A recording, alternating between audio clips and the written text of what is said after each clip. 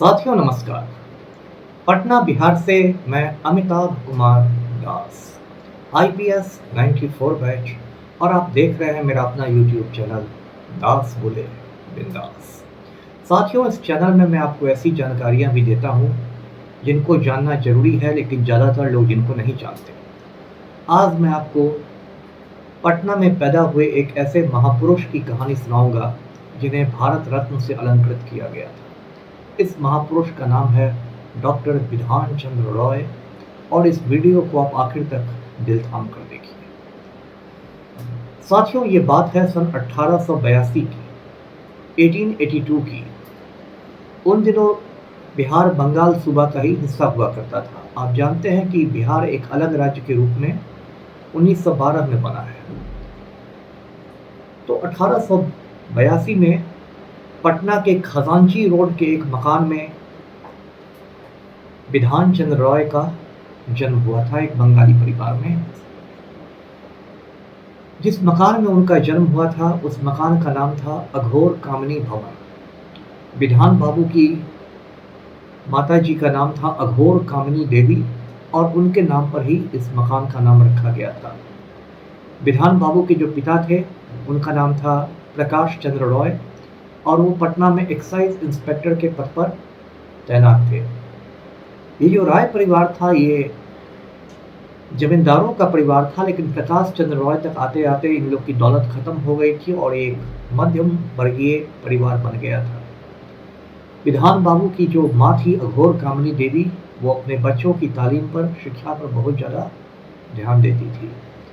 तो बिधान बाबू बचपन से ही पढ़ने में बहुत तेज थे, और उन्होंने पटना कॉलेजिएट स्कूल से 1897 में ही मैट्रिकुलेशन किया। उसके बाद उन्होंने अपनी पढ़ाई पटना कॉलेज से की, और फिर वो मेडिकल की पढ़ाई करने के लिए कलकत्ता मेडिकल कॉलेज चले गए। साथियों, कलकत्ता मेडिकल कॉलेज में पढ़ाई करने के बाद बिधान बाबू ने इंग्लैंड जाने का फैसला किया और उच्च शिक्षा के लिए, और पानी के जहाज़ पर बैठकर वो इंग्लैंड पहुंच भी गए। वहाँ एक Saint Bartholomew Hospital and College था, वहाँ उन्होंने दाखिले के लिए आवेदन दिया। अब साथियों, ये उन दिनों की बात है जब हिंदुस्तान अंग्रेज़ों का गुलाम हुआ करता था, और अंग्रेज़ लोग नहीं चाहते थे कि गोरे अंग्रेज़ों के बीच काले हिंदुस्तानियों का उठना बैठना हो। इसलिए बिधान बाबू का जो आवेदन था उसको रिजेक्ट कर दिया गया, नामंजूर कर दिया गया। लेकिन बिधान बाबू भी कहाँ मानने वाले थे। उन्होंने एक बार नहीं, दो बार नहीं, तीन बार नहीं, पूरे 30 बार, 30 टाइम्स उन्होंने अपना आवेदन दिया, और अंत में हार मानकर सेंट बार्थोलोम्यू कॉलेज को बिधान बाबू को एडमिशन देना पड़ा। अब बिधान बाबू ऐसे तेज थे कि उन्होंने MRCP और FRCS दोनों की डिग्रियां हासिल कर ली। MRCP का मतलब होता है member of royal college of physicians, और FRCS का मतलब होता है fellow of royal college of surgeons. यानी मेडिसिन और सर्जरी दोनों के क्षेत्र में जो ब्रिटिश साम्राज्य की सबसे बड़ी डिग्रियां थी, वो दोनों डिग्रियां बिधान बाबू ने हासिल कर ली, और अंग्रेज लोग हक्के बक्के रह गए। जब बिधान बाबू हिंदुस्तान लौटे तो उनकी प्रैक्टिस चल निकली। इतनी ज़्यादा प्रैक्टिस हो गई, इतनी ज़्यादा हो गई कि समझिए कि पैसों की बरसात होने लगी। लेकिन बिधान बाबू आज़ादी की लड़ाई से भी जुड़ गए, राष्ट्रीय आंदोलन से भी जुड़ गए, कांग्रेस से उनका जुड़ाव हो गया, और बिधान बाबू महात्मा गांधी के निजी चिकित्सक बन गए, पर्सनल डॉक्टर।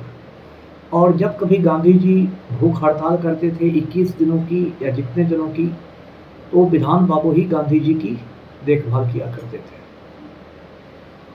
बिधान बाबू 1930 के दशक में कलकत्ता के मेयर भी बने। मेयर यानी महापौर।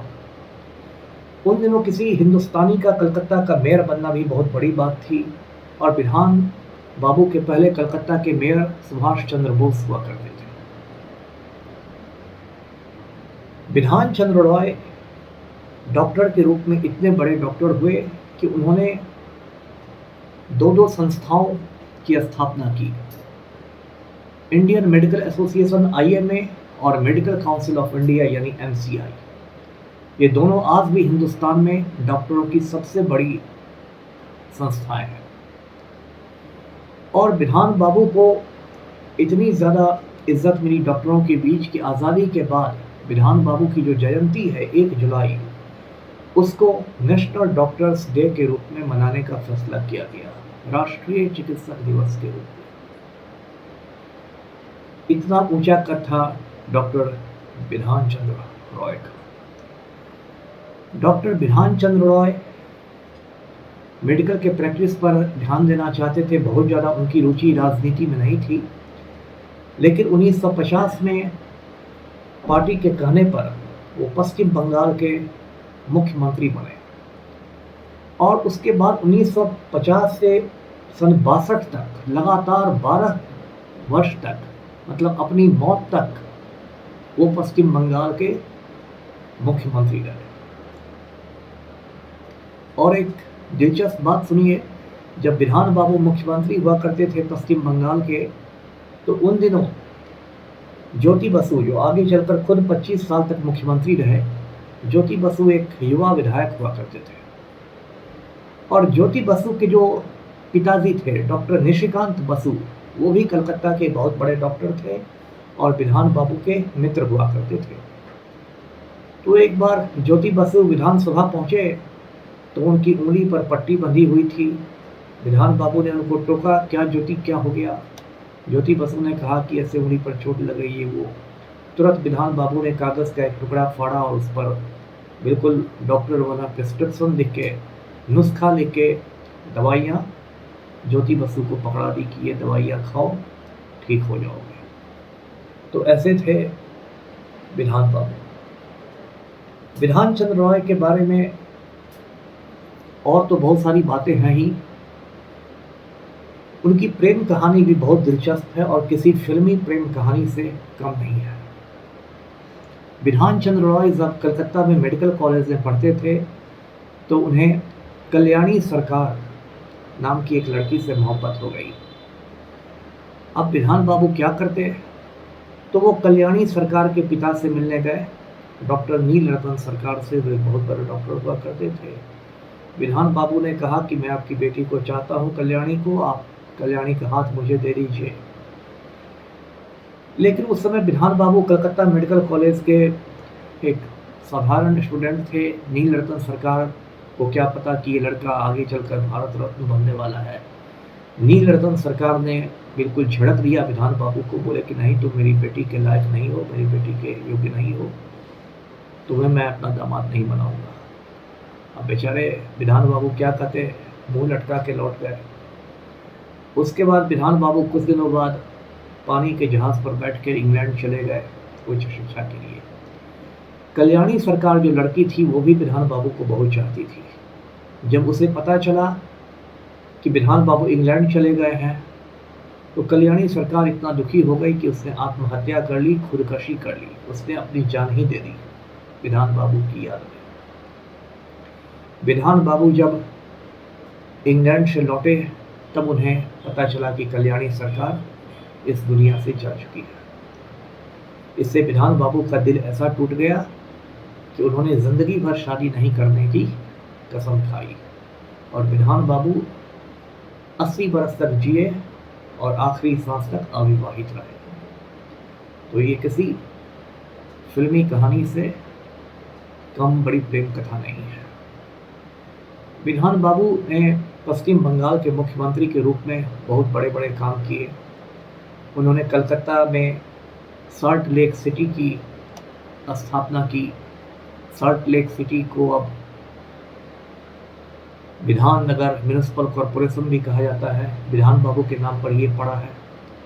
बिधान बाबू ने दुर्गापुर की स्थापना की। आप जानते हैं दुर्गापुर में बहुत बड़ा स्टील फैक्ट्री है, बहुत बड़ी इस्पात का कारखाना है, वो बिधान बाबू की देन है, दुर्गापुर शहर।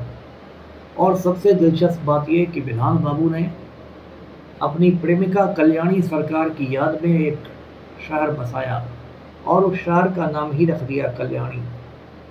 तो जिस तरह से शाहजहां ने मुमताज़ की याद में ताजमहल बनवाया था, उसी तरह डॉक्टर बिधान चंद्र रॉय ने अपनी प्रेमिका कल्याणी सरकार की याद में कल्याणी टाउनशिप की बंगाल में स्थापना की। वहाँ अभी भी कभी जा सकते हैं। 1961 में डॉक्टर बिधान चंद्र रॉय को भारत का सर्वोच्च नागरिक सम्मान दिया गया, भारत रत्न, और ये उन्हें देश रत्न राजेंद्र प्रसाद के हाथों से मिला। उस जमाने में भारत रत्न की भी प्रतिष्ठा थी। अब तो मोदी काल में भारत रत्न को भी पार्ले जी बना दिया गया है। पार्ले जी बिस्किट की तरह भारत रत्न बांटा जा रहा है। आडवाणी तक को भारत रत्न मिल गया, 1-2 साल में कंगना रनौत को भी मिल जाएगा, देखते रहिए। तो उस जमाने में डॉक्टर बिधान चंद्र रॉय को भारत रत्न दिया गया था। और पुराने लोगों की, बड़े लोगों की कैसी बातें थी, उनका कैसा बड़प्पन था, वो मैं आपको बताता हूँ कि नेहरू जी उन दिनों देश के प्रधानमंत्री हुआ करते थे। डॉक्टर बिधान चंद्र रॉय पश्चिम बंगाल के मुख्यमंत्री हुआ करते थे। मतलब एक प्रधानमंत्री थे, एक मुख्यमंत्री थे। लेकिन नेहरू जी ने हमेशा बिधान बाबू को अपने बराबर का दर्जा दिया। और नेहरू जी जो उनको पत्र लिखा करते थे, वो लिखते थे प्रिय बिधान, और अंत में लिखते थे तुम्हारा जवाहर। तो ऐसे दिन थे वो, जब एक महान मुख्यमंत्री को देश का प्रधानमंत्री भी इतनी इज्जत देता है। अब तो हम लोग ऐसे समय में रह रहे हैं कि कोई मुख्यमंत्री जाके प्रधानमंत्री का पैर पकड़ता है, कोई तनवे चाटता है, कोई ऑपरेशन लोटस के माध्यम से मुख्यमंत्री बनता है। पूरा देश ही रसातल में चला गया है। साथियों, ये कहानी मैंने इसलिए सुनाई कि इस कहानी को जानना जरूरी है। लोग बताते हैं कि खजांची रोड जो पटना में है, वहाँ आज भी अघोर कामनी भवन खंडहर के रूप में है। मुझे भी एक बार जाके वहाँ देखना है कि खंडहर के भी बचा है कि बिहार के किसी बिल्डर ने वहाँ भी कोई अपार्टमेंट तैयार कर दिया है। अब तो आप जानते हैं बिहार का भी पतन हो गया है। बिहार के लोग भी अनंत सिंह और आनंद मोहन के नाम पर ही भरतनाट्यम करते हैं, उन्हीं के प्रशंसक बने हुए हैं। और बिधान बाबू को बिहार ने भुला दिया है। पढ़े लिखे लोगों को भी बिहार में बिधान बाबू के बारे में नहीं मालूम है। लेकिन मैं आपको बताऊंगा कि इसी बिहार में, इसी पटना ने बिधान बाबू जैसे रत्न को जन्म दिया था। तो वीडियो को लाइक करें, शेयर करें और चैनल को सब्सक्राइब करें। धन्यवाद। जय हिंद।